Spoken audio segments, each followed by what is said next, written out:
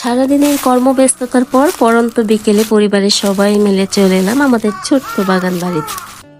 আমাদের এই ছোট আম গাছটা এবছর অনেক আম ধরেছে মাশাআল্লাহ। আমরা সবাই মিলে গাছের আম ছিঁড়ছি আর গ্রামীণ পরিবেশের আমেজ ফিল করছি। গাছের আম যেমনই হোক, টক বা মিষ্টি, গাছ থেকে এভাবে আম পাড়ার মজাটাই অন্যরকম।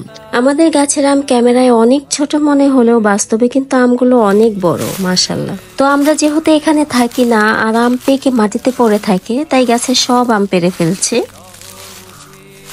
আর আপনাদের একটা গাছ পাকা আম আমি কেটে দেখাচ্ছি। আমটা সাইডে পোকা ধরেছে, তাই পোকা অংশ কেটে বাদ দিয়ে দিচ্ছি। আর আমটা খেতেও কিন্তু ভীষণ মজার ছিল। এই গাছের আম অনেকটা ফজলি আমের মতো, আর আমি শিওর না এটা কোন জাতের আম, তবে টক মিষ্টি স্বাদের। এখন আমি খুবই উপকারী কিছু শাক পাতা ছিঁড়ে নিচ্ছি। আপনারা চিনে থাকলে অবশ্যই কমেন্ট করে জানাবেন এটা কি শাক পাতা। এখন এই আমগুলো থেকে কিছু আম আমি প্রতিবেশীদের দেব, আর বাকি আমগুলো আমি বাসায় নিয়ে যাব। আর সবাইকে নিয়ে খাওয়ার মজাটাই অন্যরকম।